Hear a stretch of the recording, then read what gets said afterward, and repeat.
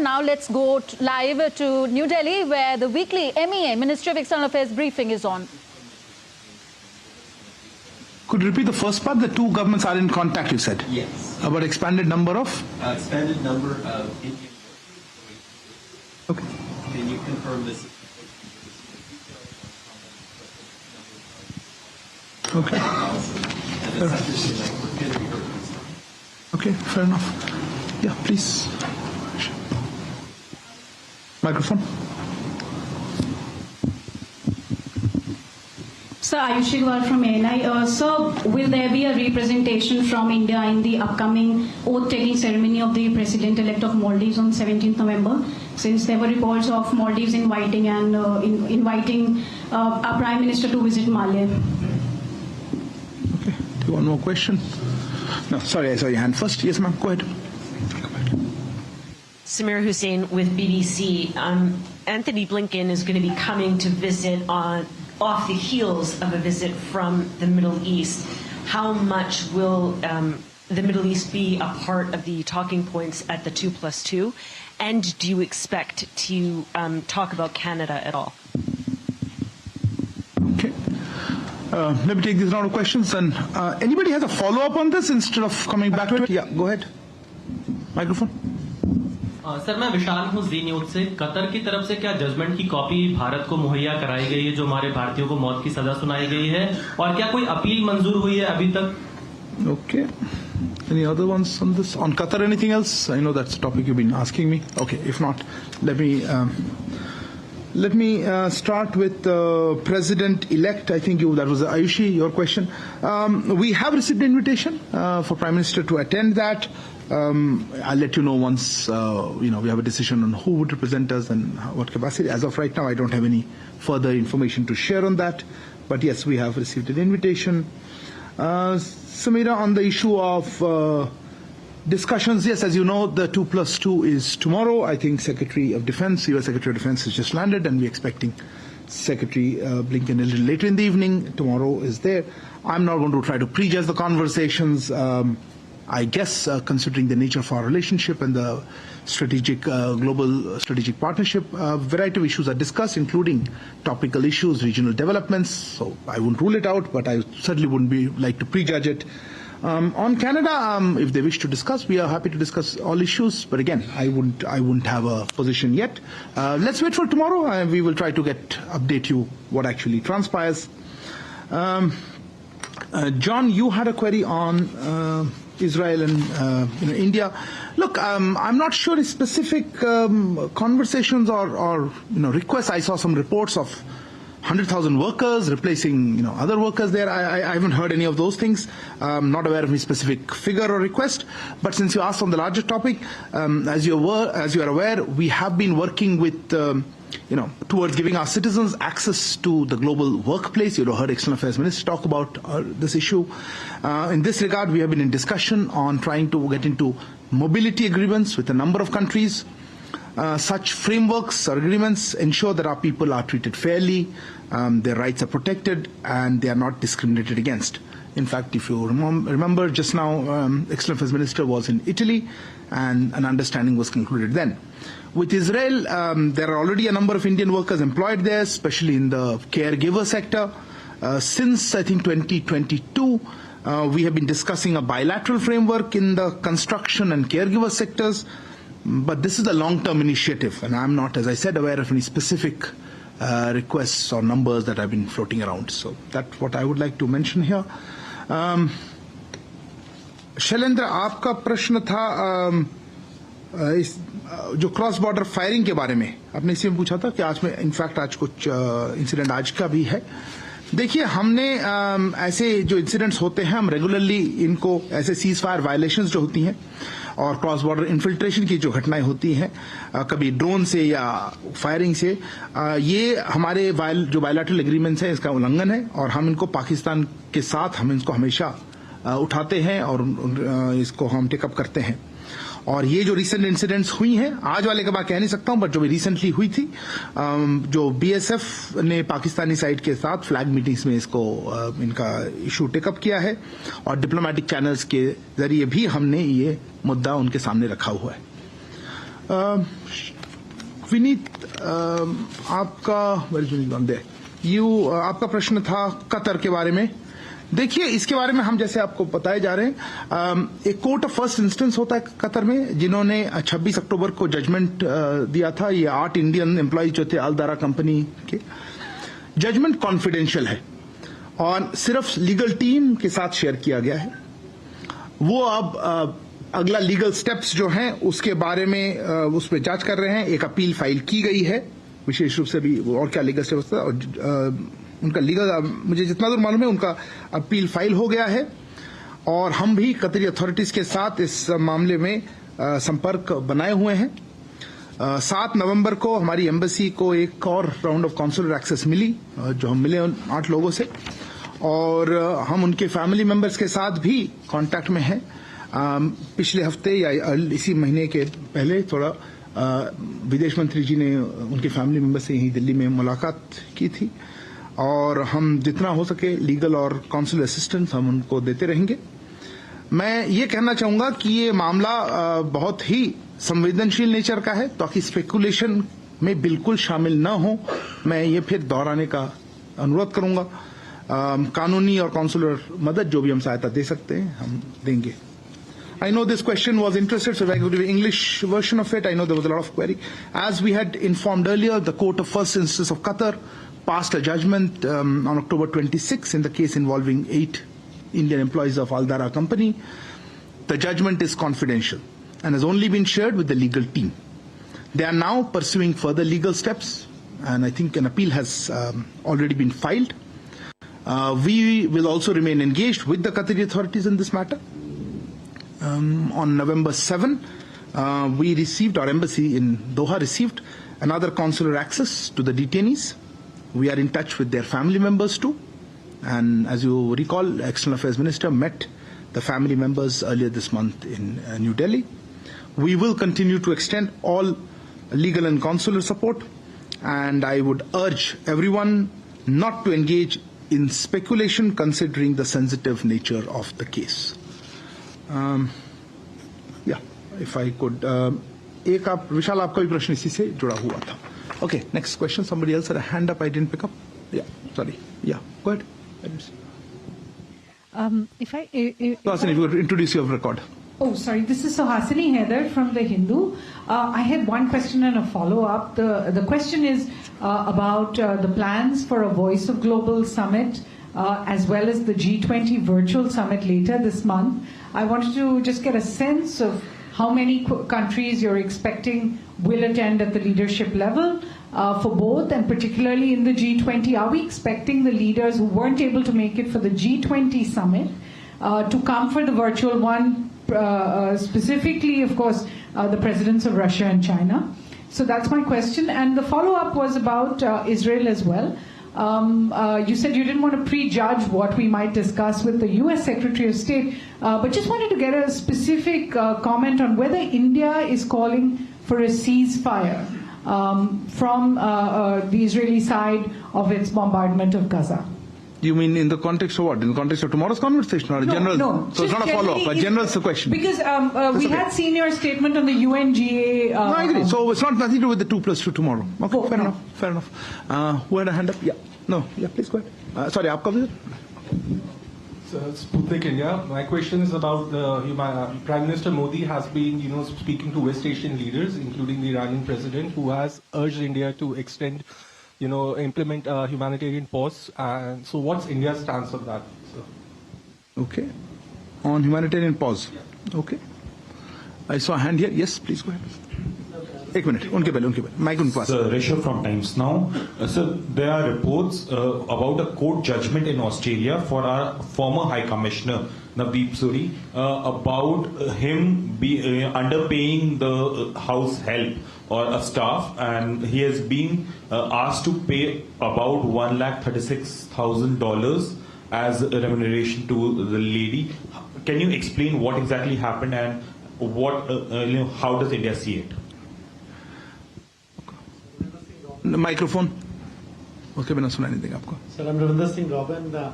आज करतारपुर कॉरिडोर के 4 साल पूरे हो गए हैं सर, और 5,000 की बनस्पत 200 के करीब एवरेज श्रद्धालु वहाँ पे जा रहे हैं।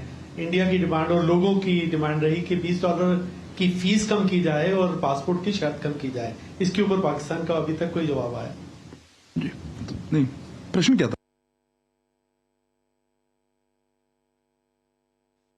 External Affairs weekly briefing. It happens on Thursday, and the spokesperson addressing the queries on multiple issues. Of course, the upcoming 5th annual US-India 2+2 ministerial dialogue that will happen on Friday in India's national capital, New Delhi. Let's tell you a little bit more about the 2+2 ministerial dialogue in India's national capital, New Delhi. It kickstarts on the 10th of November. The dialogue will be attended by US Secretary of State Antony Blinken and Defense Secretary Lloyd Austin.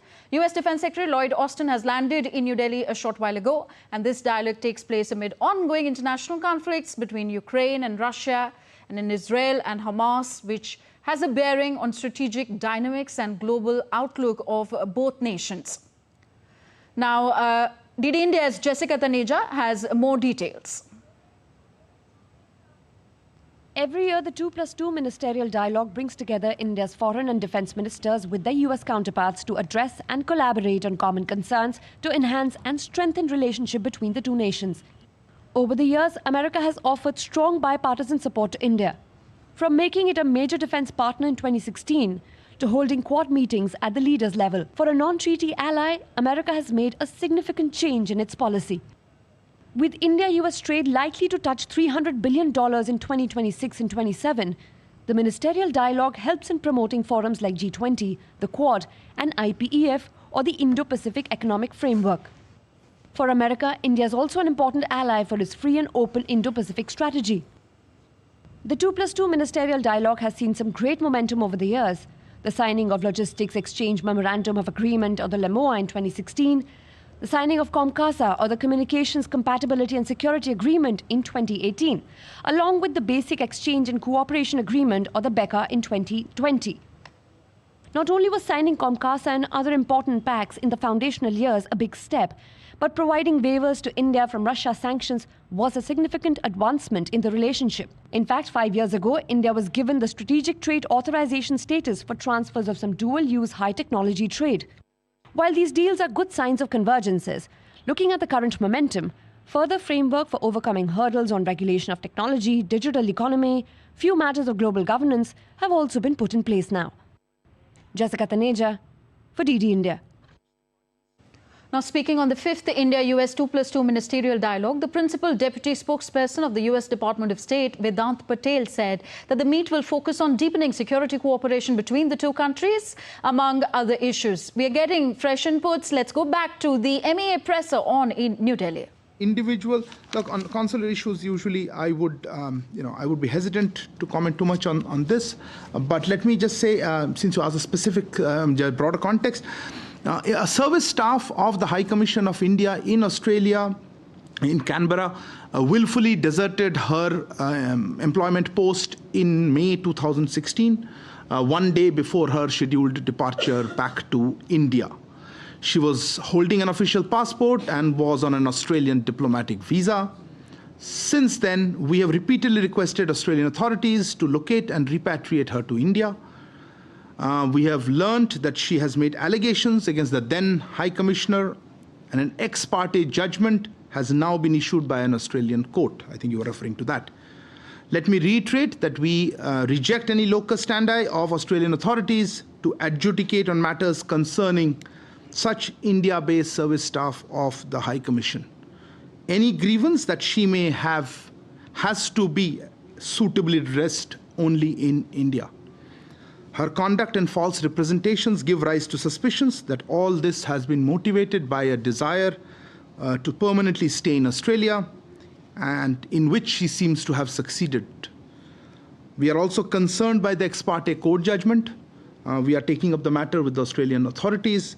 We would urge Australia to uphold its obligations under the Vienna Convention on Diplomatic Relations, particularly in relation to diplomatic immunities and privileges. I don't want to get into no specifics of the persons. Robin ji, आपने कहा Kartarpur corridor आप जानते ही हैं, इसमें हम इस विषय पे हम कितने अहमियत देते हैं। हमने पासपोर्ट ये $20 की जो फ़ीस है इसको घटाने का या हटाने का हमने प्रस्ताव भी दे रखा है। पासपोर्ट की ज़रूर जो है उसके लिए भी हमने रखा है। हम इसको दोहराते रहते हैं पर अभी तक हमारे पास कोई अपडेट ऐसा नहीं आया। हम जानते हैं कि इससे दिक्कतें होती हैं और हम इसको ये हमारे जो रिक्वेस्ट हैं इसको हम फिर से दोहराएंगे। नीरज जी, आपका प्रश्न था एक स्टूडेंट जो अभी आई थिंक आज गुजर गए हैं, बहुत दुख भरी इंसिडेंट है। हमारी काउंसलर उनके साथ कांटेक्ट में थे, उनके फैमिली और फ्रेंड्स हैं जो वो ऐसे केसेस पे हम लोकल अथॉरिटीज़ से ज़रूर डिस्कस करते हैं। कल इसकी चर्चा होगी या नहीं मैं कह नहीं सकता हूँ। जैसे मैंने कहा इसको प्रीजज नहीं करना चाहिए क्या डिस्कस होगी, पर हम अमेरिकी जो लॉ इन्फोर्समेंट अथॉरिटीज़ हैं उनसे ज़रूर बात करते हैं और हम चाहते हैं कि हमारे जो नागरिक हों या इंडियन कम्युनिटी के लोग हैं उनको सुरक्षा रहे। और पूरा डिटेल मुझे है नहीं कि इस घटना का किस तरह से हुआ, कैसे हुआ, पर यह बहुत दुख भरी दुखद घटना है। Okay, last round of questions perhaps. Once again, you had a hand up. Yes. Sir, I'm Huma Siddiqui from the Financial Express. There were reports that India may start buying oil from Venezuela. So will this issue come up tomorrow during the 2+2? And my second question is, okay, why?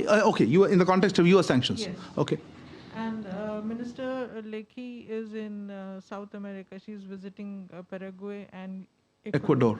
So what is the outcome of those two visits, if there is, because there's hardly anything coming? No? Okay. I'm surprised. Okay, no, I saw one hand up before that. Yes, sir. At the back, yeah. Good afternoon. I'm Emerson from Central News Agency of Taiwan. You mentioned about labor mobility agreements a few moments ago.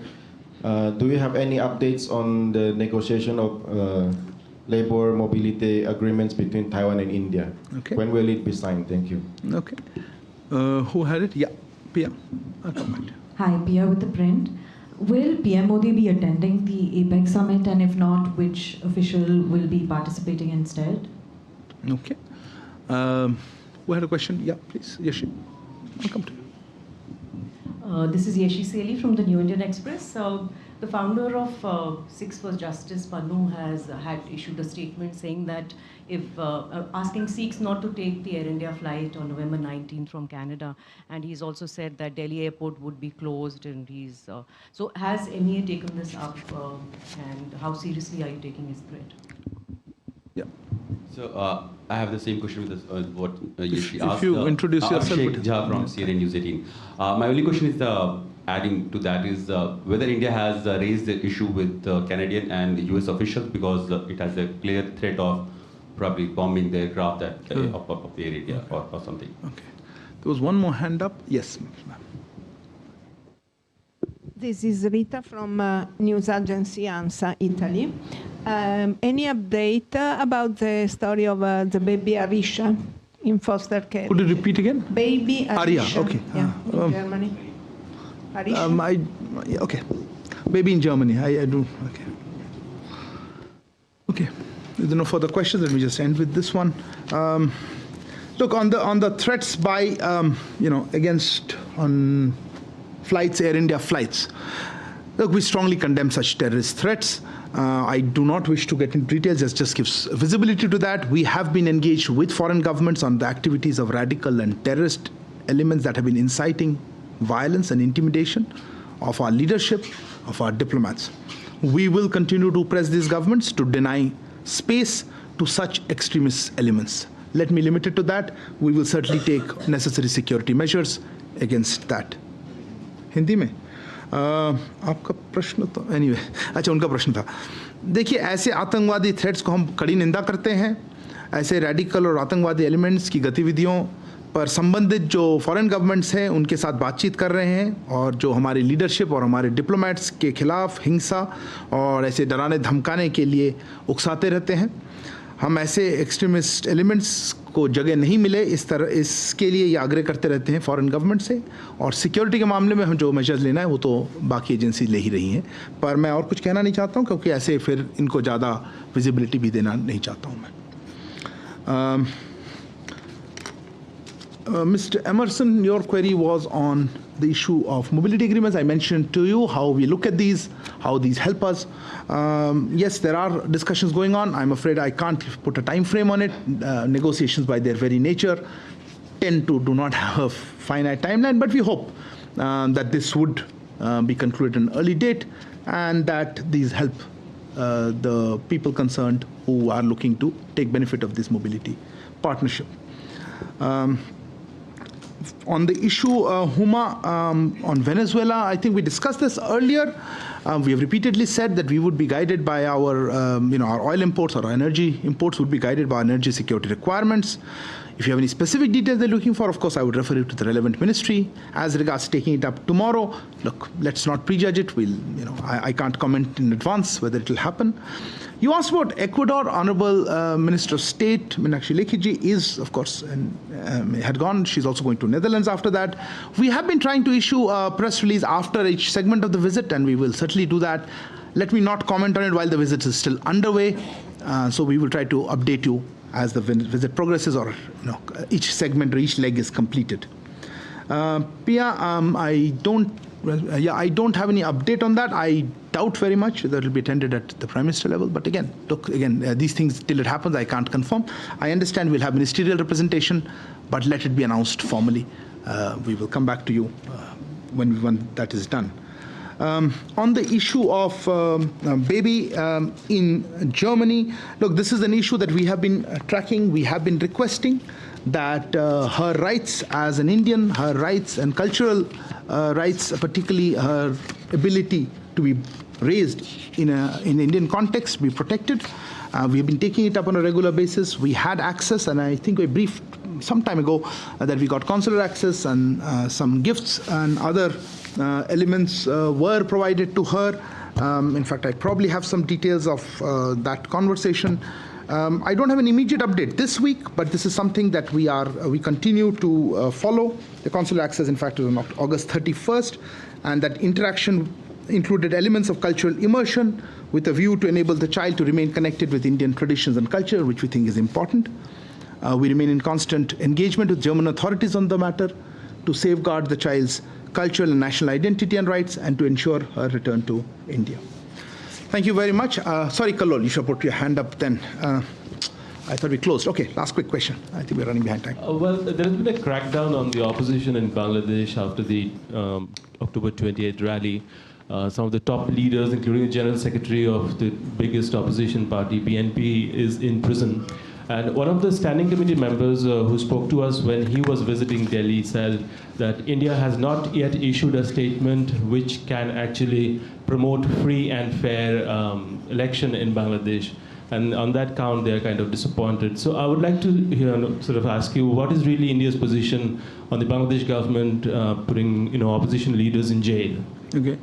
Let me preface my answer by saying the characterization of all of those elements is your words, not mine. Crackdown, jailed opposition leader, etc. are your interpretation. Please don't ascribe them to me. We do not want to comment on the policy of any third country. Elections in Bangladesh, as I've said, are a domestic matter for them. It is for the people of Bangladesh to decide their own future. As a close friend and partner, we respect the democratic process in Bangladesh, and we will continue to support Bangladesh's vision of a stable, peaceful, and progressive nation. So that would be my response to whatever you said. Thank you. Thank you for joining us. Good evening. So that was the weekly press briefing by spokesperson Arindam Bagchi.